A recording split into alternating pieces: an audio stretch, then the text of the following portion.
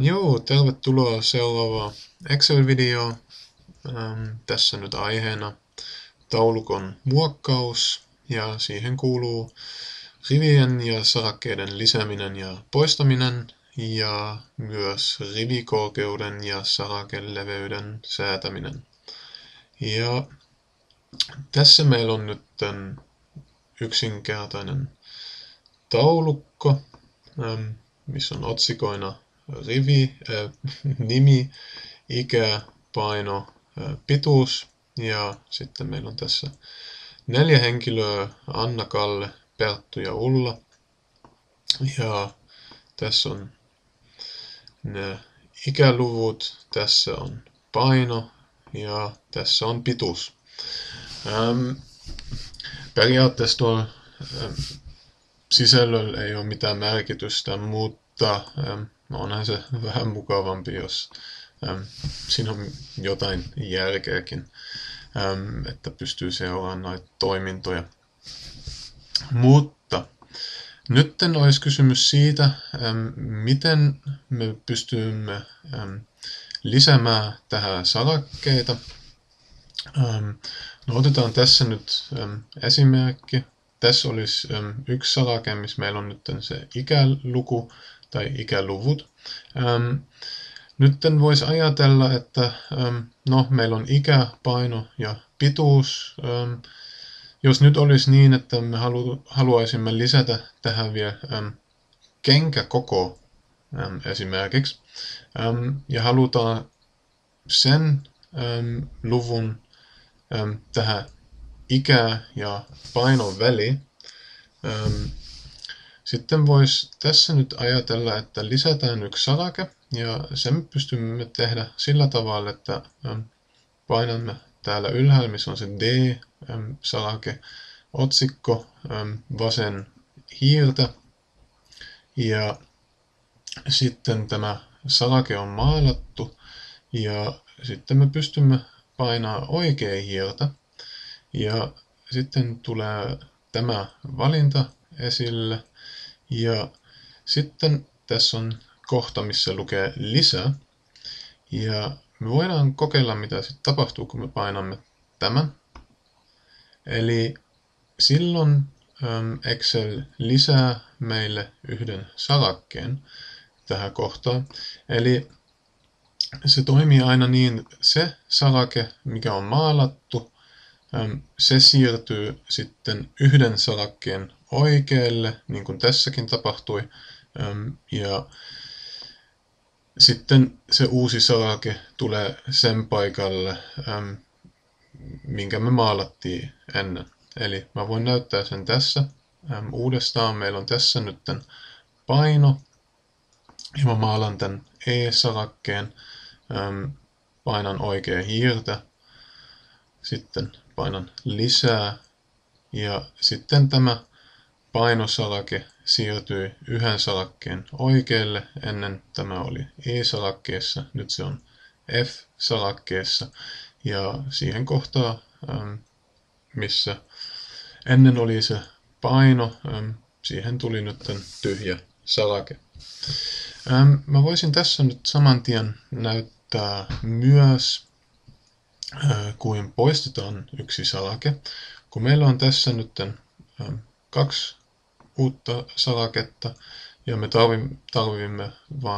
tarvitsemme vain yhden tästä, ja mä poistan nyt tämän, ja se toimii sillä tavalla, että maalataan se sarake ja painetaan oikea hiirtä, ja sitten valitsemme tästä poista, ja sitten tämä sarake poistuu. Eli nyt meillä olisi tässä se yksi lisäsarake, minkä me haluaisimme, ja nyt mä kirjoitan tähän otsikkoon kenkäkoko ja painan enteriä. Ja nyt mä voisin kirjoittaa tähän vielä ne luvut, eli Annalla olisi sitten 37, annetaan Kallelle 43, Pertulle 45 ja Ullalle 36. Näillä luvuillahan ei ole nyt mitään merkitystä, mutta laitetaan ne silti siihen. Noin. Nytten on myös se kysymys tässä, kun me pystymme esimerkiksi vaihtaa näiden sarakkeiden leveys. Ja se on joskus tarpeellista esimerkiksi, kun tässä on nyt se kenkäkoko, eli tässä on se teksti, ja tässä näkyy se sisältö tästä solusta. Ja kuten näemme, tämä kenkäkoko otsikko ei nyt ihan mahu tähän soluun, tai ainakin se ei mahu sillä tavalla, että se näkyisi hyvin, kun tässä on se reuna. Ja me pystymme nyt muuttaa tämän sarakkeen leveyden, ja se tapahtuu sillä tavalla, että me pystymme täältä ylhäällä maalata tai klikataan just siihen väliin ja vasen hiiri ja sitten pystyy vetämään sitä ihan sen mukaan miten sitä haluaa. Esimerkiksi mä voisin nyt vetää sen tähän asti ja sitten tämä sarake muuttuisi tämmöiseksi. Nyt tänään se on liian leveä tai tuuhaa leveä. Nyt mä voisin tästä taas vasen hiirtä painaa ja sitten mä vedän sen vähän pienemmäksi. Ja ehkä tämä leveys olisi ihan hyvä niin kuin käyttää tähän. Toinen vaihtoehto, mikä on olemassa,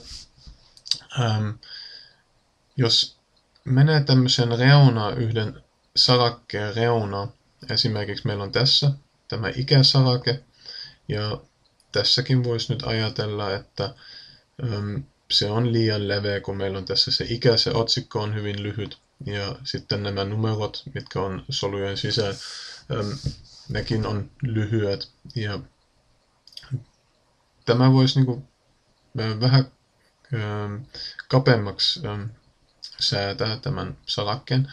Ja nyt on se hyvä vaihtoehto, jos tässä kohtaa on, niin kuin tässä välissä, pystyy tehdä niin, että sen sijaan, että painaa vasen hiirtä ja vetää tämän, pystyy myös tehdä niin, että menee just tähän kohtaan, missä näkyy sitten se se risti ja se nuoli, mikä menee kahteen suuntaan. Ja sitten vaan kaksoisklikkaa vasen hiirellä tämän kohdan. Ja se tarkoittaa sitten sitä, että Excel itse säätää sen sarakeleveyden sen mukaan, mikä on optimaalinen. Että esimerkiksi kaikki otsikot näkyy hyvin ja niiden solujen sisältö, mikä siihen kuuluu. Mä voin näyttää sen uudestaan. Mä vedän tän nyt isommaksi. Eli mä haluan nyt muuttaa sen C-sarakkeen leveyden. Ja se tarkoittaa sitten sitä, että mä klikkaan tässä kohtaa 2 kertaa. Ja nyt se on niin leveä, että se näyttää ihan hyvältä. Tai jos sanoo niin, että nytten tila on optimaalisesti käytetty. Toinen vaihtoehto, mikä on olemassa sarakeleveyden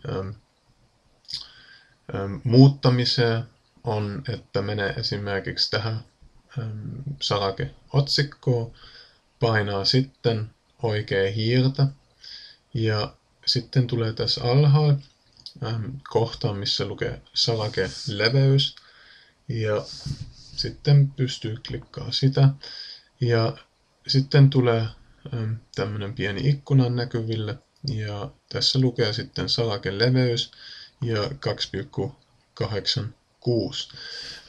Tästä ei nyt kannata hirveästi miettiä,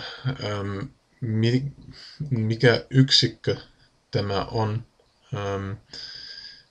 Kun se on vähän vaikea selittää, että mikä toi 2,86 on.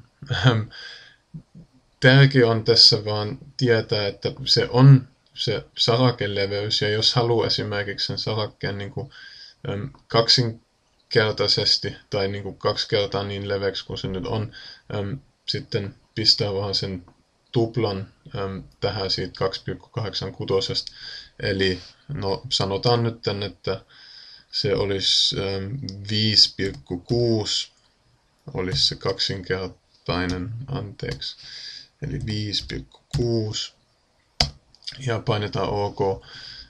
Nyt se on isompi tämä, tai leveämpi tämä sarake. Eli tästä sarakeleveyteen, ja tässä pystyy sitten säätämään myös sen sarakeleveyden semmoiseen niin leveäksi kuin sitä itse haluaa.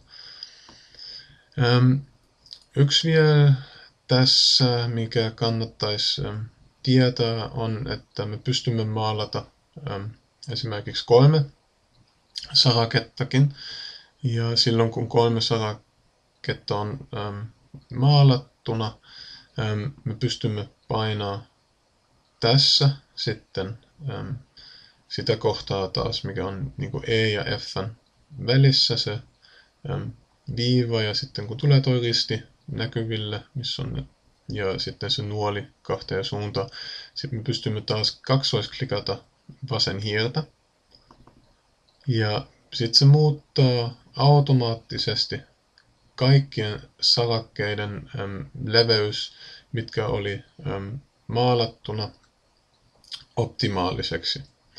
Ja sitä pystyy käyttämään, ja yksi mitä pystyy myös käyttää on tässä maalaa noin 3 esimerkiksi, ja sitten painaa oikea hiirtä, sarakeleveys, ja sen takia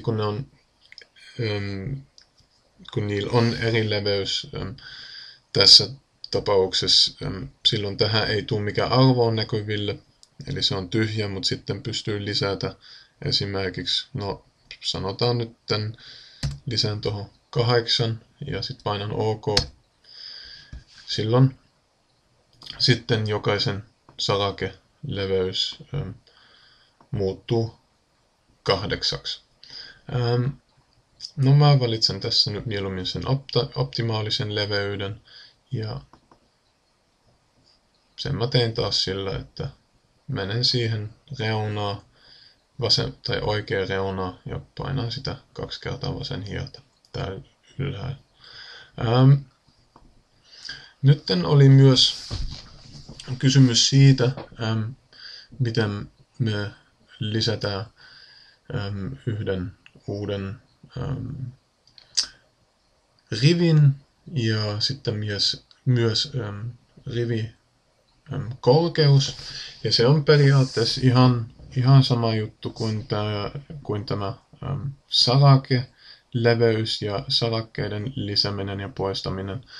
Otetaan tässä nyt esimerkki, että vaikka meillä on Anna, Kalle, Perttu ja Ulla, ja sitten huomataan, että no, olisi kiva, jos nyt saisi vielä Jukan tähän lisäksi, ja se puuttuu tässä listassa. Ja jos miettii, että haluan aakkosjärjestyksessä tähän, sitten Jukka kuuluisi nyt tähän Annan ja Kallen väliin. Ja sitten me voidaan tehdä niin, että maalaamme tämän rivin ja sanomme sitten oikein hiireen, että avataan valinta, ja sitten meillä on tässä lisää, ja painamme lisää, ja sitten meille tulee tähän 1 rivi lisää. Mä voin näyttää sen uudestaan. Mä peruutan tästä tämän toiminnan, eli mä maalan koko rivi tästä kohtaa, ja sitten painan oikea hiiri ja sitten lisää. No, lisäämme nyt tässä, Juka, eli näin Jukka, ja sitten Jukka on ehkä 29-vuotias ja Jukalla on kenkäkoko, no sanotaan nyt 41, paino, no ehkä 70 kiloa ja 600 grammaa ja pituus on, no sanotaan nyt 1,80. Noin, eli 180 senttiä. Noin. Nyt meillä on myös Jukka tässä listassa. Ja nytten on niin, että mä voin tässä näyttää, kuin poistetaan rivi. Eli rivi on maalattuna ja sitten vaan poista. Ja sitten se rivi on taas pois. Mä voin peruuttaa tämän askeleen tästä. Ja sitten mulla on Jukka taas näkyvillä. Ja nyt tässä voisin näyttää myös sen rivikorkeuden, miten sitä säädetään. Ja tässä pystyn nyt ottaa esimerkiksi yhden rivin, maalaa sen, painaa tässä kohtaa oikea hiirtä. Ja tässä tulee sitten rivikorkeus esille tässä valinnassa. Ja sitten tässä on nyt rivikorkeus 15 ja muutamme sen nyt 30 ja sitten tässä näkee, että tämä rivi on nyt 2 kertaa niin korkea kuin kaikki muut. Tässäkin on niin, että pystyy säätämään useammille riveille sen rivikorkeuden. Painamme oikein hiirtä, rivikorkeus. Ja sanotaan nyt vaikka kaikille riveille 45. Eli nyt se rivikorkeus on muuttunut vielä korkeammaksi. Mä muutan sen nyt takaisin. Eli maalaan nämä kaikki. Painan oikein hiirtä. Ja sitten otan tästä rivikorkeuden ja sitten se on nyt taas 15. Noin. Ihan niin kuin se ennenkin oli. Aha, tässä on vähän. Tässä oli lihavoituna toi yksi luku. Otetaan se pois. Noin. Sitten se näyttää vähän siistimmältä tämä taulukko. Tässä voisi nyt vielä sanoo, että kun me käytimme nyt sen toiminnan, että esimerkiksi tässä maalataan se sarake, sitten otetaan oikea hiiri ja tässä tulee sarakeleveys. Siinä on myös toinen vaihtoehto, kun jos menee tähän kohtaan ja tässä on ylhäällä muotoille ja sitten kun sitä klikkaa, sitten tulee tämä valikko esille ja sitten meillä on tässä rivikorkeus ja tässä myös saraken leveys ja tässä sovita rivin korkeus ja sovita sarakkeen leveys. Silloin kun käyttää tämän sovita rivin korkeus tai sovita sarakkeen leveys, se tarkoittaa sit sitä, että käytä optimaalisen leveyden tai korkeuden. Mä voisin näyttää sen tässä vielä. Mä vedän tämän nyt vähän isommaksi, tämänkin ja tämänkin. Ja jos mä maalaan tässä nyt nämä 3 saraketta ja otan tästä muotoille ja valitsen sitten sarake leveys tai sovita sarakkeen leveys. Se tarkoittaa sitten sen, että Excel katsoo mikä olisi ehkä optimaalinen leveys ja painan sen. Ja kuten näemme, nyt ne on muuttunut sen mukaan, miten leveä se otsikko on. Ja se on Excelin mielestä sitten optimaalinen. Saman pystyy tehdä näille riveille, eli mä valitsen nytten tässä vaikka kaikki rivit ja valitsen sitten tästä sovita rivin korkeus, klikkaan sen ja nytten tuossa on rivi korkeus Excelin mielestä optimaalinen. Yksi mikä tässä voisi vielä sanoa on se, että jos haluaa esimerkiksi lisätä 2 saraketta, sitten se tarkoittaa sitä, että voi maalata 2 saraketta, jos haluaa 2 lisää, ja sitten painaa oikea hiirtä ja sitten valitsee lisää, ja sitten tässä näkyy, että on tullut 2 saraketta lisää. Sama on tässä kohtaa, jos haluaa lisätä lisää rivejä. Esimerkiksi otan nyt 3 riviä, maalasin nyt 3 riviä tässä, ja sitten kun on 3 riviä maalattu ja sitten painaa oikea hiirtä ja sitten tästä lisää, se tarkoittaa sitten sitä, että tulee 3 riviä lisää esille. Mä voin peruuttaa ne tässä, ne askeleet. Ja tässä pitäisi olla nyt ne perustoiminnot, tai totta kai voisi tässä vielä sanoa, että meillä on tässä se mahdollisuus myös lisätä. Tässä on lisää ja tässä on poistaa. Siinä on se kysymys, että mikä on paras vaihtoehto, että onko se tämän käyttäminen mihin tottuu vai onko se tämä. Mä voin näyttää tässä kohtaa lisää ja sitten lisää taulukon sarakkeita. Se on se sama toiminto, mikä meillä oli äsken jo, vaan eri tavalla. Ja mä poistan nämä taas. Ja siinä se toimii myös, jos on rivejä maalattuna. Sitten tässä voi sitten lisää taulukon rivejä ja sitten tässä tulee lisää taulukon rivejä. Mutta